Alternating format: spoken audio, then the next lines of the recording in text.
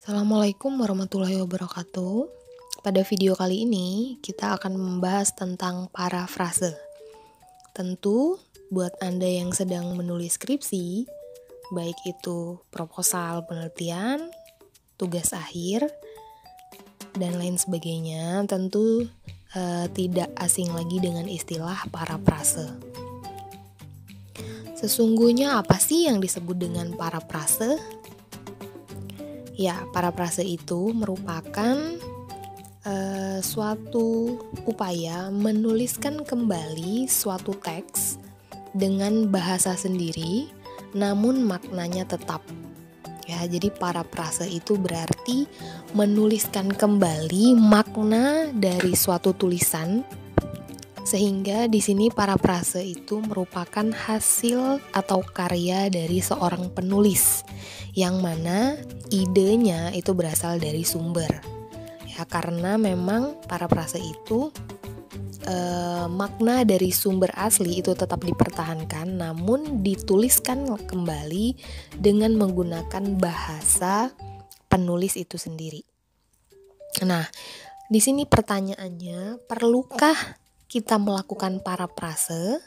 Jadi ketika kita misalnya menulis proposal penelitian, kita mengutip suatu pernyataan dari suatu sumber, apakah kita langsung copy paste tanpa parafrase atau memang perlu diparafrase?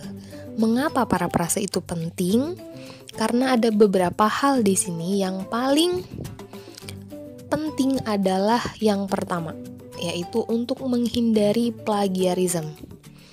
Kemudian mungkin Anda akan bicara, oke, saya memang mengcopy paste, tapi saya tetap menuliskan sumbernya. Apakah dengan demikian masih terkena plagiarisme? Ya, jawabannya tentu. Ya, karena untuk memeriksa plagiarisme itu menggunakan aplikasi ya.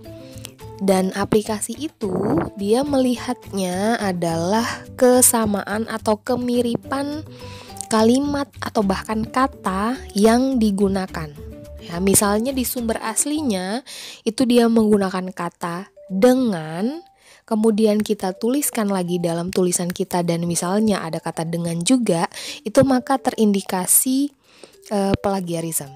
Kalau hanya satu kata, kalau semuanya kita copy paste, tentu semua yang kita copy paste itu akan terkena plagiarisme, ya. Walaupun kita menulis di belakangnya bahwa itu hasil kutipan, ya. Karena memang hasil karya itu tidak boleh diklaim, ya. Jadi karena itu akan melanggar hak cipta. Ya, yang mana hak cipta itu diatur dalam undang-undang. Jadi kalau kita melakukan plagiarisme atau melanggar hak cipta, maka kita akan bisa kena hukum atau kena denda. Ya, jadi memang benar-benar harus dihindari, sehingga kita harus ya, bukan perlu lagi tapi harus untuk melakukan parafrase. Bahkan yang lebih parah lagi adalah tulisan kita sendiri pun kita bisa kena plagiarisme. Ya, jadi misalnya Anda pada tahun tertentu Anda menulis artikel, kemudian Anda mengambil kutipan dari artikel Anda sendiri, namun tidak Anda parafrase, di situ Anda bisa kena plagiarisme. Ya. Jadi Anda itu dianggap mengklaim pekerjaan yang padahal itu pekerjaan Anda sendiri. Seperti itu ya.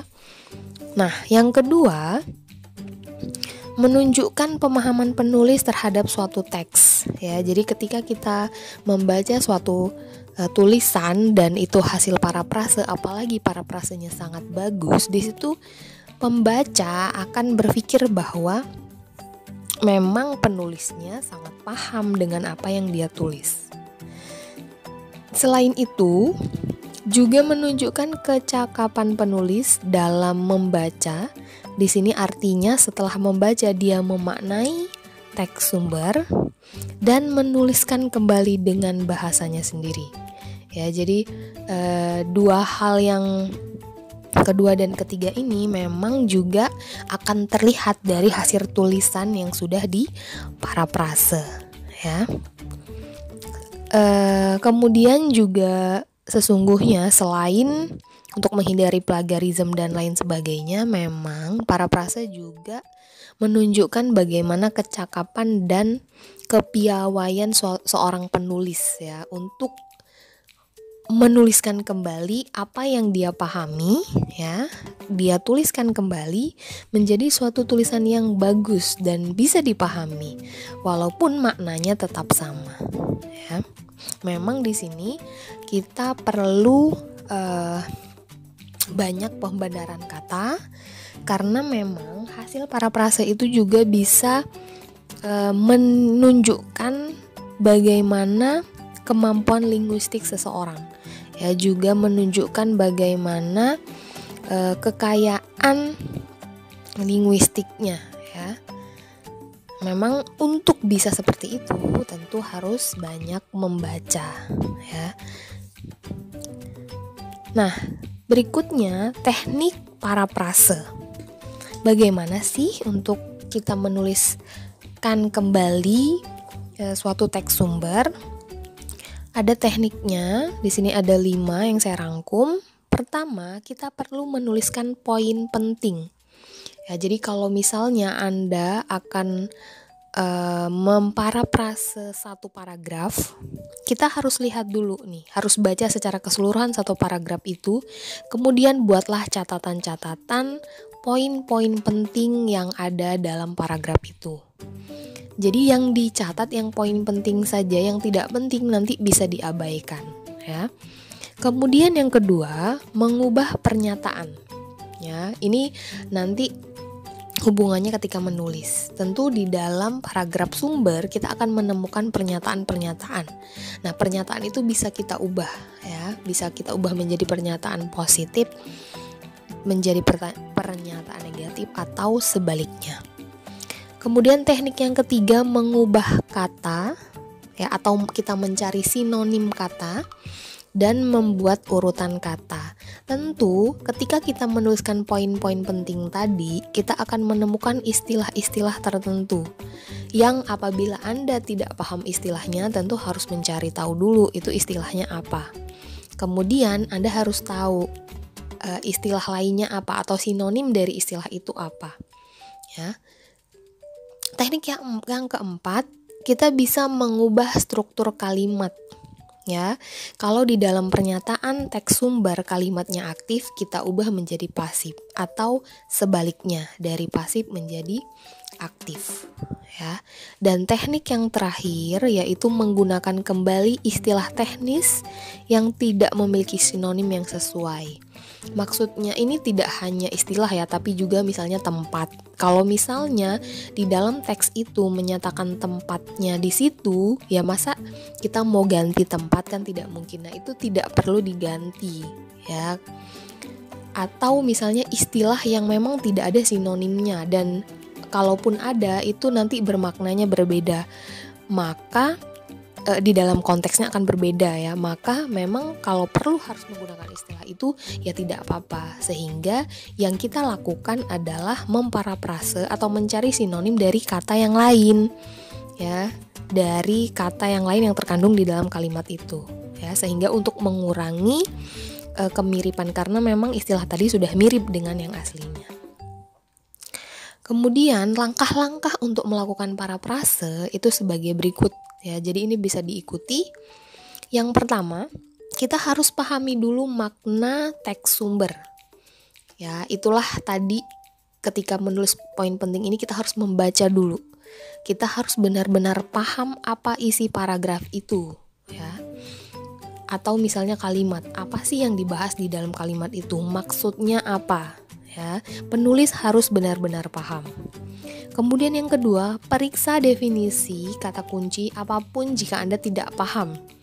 Ya, seperti tadi. Jadi istilah-istilah yang Anda tidak ketahui itu cari dulu maknanya apa. Ya. Kemudian tulis poin pentingnya. Lalu hal yang paling penting adalah apabila tidak ada sinonim yang sesuai, maka kata pada teks sumber boleh ditulis ulang. Ya. Jadi kata pada teks sumber boleh ditulis ulang. Ya. Kemudian yang berikutnya, setelah kita membuat parafrase, ya tentu ketika membuat parafrase kita bisa melakukan hal yang di atas ini, bisa pernyataannya diubah atau struktur kalimatnya diubah, urutan kalimatnya diubah. Ya, baru setelah kita yakin sudah jadi kalimat parafrase kita, harus dibandingkan lagi dengan kalimat sumber atau dengan paragraf sumber. Ya, apakah maknanya masih sama? Ya, jadi hasil parafrase kita dengan teks sumber itu harus dibandingkan. Ya, maknanya apakah masih sama? Ketika Anda sudah yakin maknanya sudah sama, baru pastikan untuk menuliskan sumber di akhir kalimat atau paragraf parafrase kita. Ya, itu jangan sampai lupa. Ya, jadi bukan berarti setelah kita memparafrase itu tidak lagi mencantumkan sumbernya. Ya, tidak, tapi kita parafrase kemudian kita cantumkan sumbernya. Nah, di sini contoh kita lakukan parafrase untuk contoh berikut. Misalnya di sini katalis ini adalah teks sumber ya. Katalis CaO dari cangkang keong mas diperoleh setelah dikalsinasi pada kondisi suhu 900 derajat Celcius selama 2 jam. Nah, kita bisa memparafrasenya menjadi contoh di sini. Kalsinasi cangkang keong mas pada 900 derajat Celcius selama 2 jam menghasilkan katalis CaO. Lalu kita tulis sumbernya mana. Nah, yang kita lihat di sini, kita bisa memutarbalikkan urutan kata. Ya, kalau di sini kan katalis CaO dari cangkang keong, nah bisa kita tulis kalsinasi cangkang keong mas pada sekian menghasilkan. Kalau di sini kan diperoleh setelah dikalsinasi pada kondisi sekian. Itu bisa kita putar balikan ya. Nah, kemudian kita bandingkan apakah makna dari kalimat sumber ini masih sama dengan hasil parafrase kita. Ya. Kalau masih sama, hasil parafrase kita masih mengandung makna yang ada di teks sumber, bisa kita gunakan parafrase kita ini. Ya. Dan tentu memparafrase karena tadi membolak-balikan urutan kata, kemudian mengganti sinonimnya, tapi kita tetap harus mengingat penulisan kalimat yang baik dan benar ya, tentu harus tetap SPOK ya. Jadi bukan berarti diputar-putar tapi tidak memperhatikan itu. Contoh yang kedua, katalis CaO yang telah dikalsinasi selanjutnya digunakan untuk mengkatalisis reaksi transestrifikasi minyak nabati menghasilkan biodiesel. Ya. Lalu kita parafrase menjadi katalis CaO terkalsinasi. Nah, ini merupakan contoh membuat urutan kata ya, atau membuat kata itu menjadi padat, memadatkan makna ya. Kalau di sumber aslinya kan katalis CaO yang telah dikalsinasi. Yang telah dikalsinasi ini bisa diwakili hanya dengan kata terkalsinasi ya. Kemudian digunakan untuk, itu bisa kita ganti menjadi diaplikasikan. Ya, jadi ini digunakan itu bisa jadi sinonimnya diaplikasikan. Ya. Digunakan untuk diaplikasikan. Ya. Untuk mengkatalisis reaksi transestrifikasi bisa kita langsung tulis saja diaplikasikan pada reaksi transestrifikasi. Nah, contohnya di sini ini yang disebut tadi, ada istilah-istilah yang tidak bisa kita ganti. Ya, di kalimat sumber itu ada reaksi transestrifikasi, ada CaO. Ini kan tidak bisa kita ubah. Ya, karena memang istilah ini yang harus dipakai, maka tidak apa-apa kita tulis di paragraf parafrase kita atau kalimat parafrase kita. Ya, tapi untuk mengurangi plagiarismenya, untuk mengurangi derajat kemiripannya, kita bisa rubah yang lain. Ya.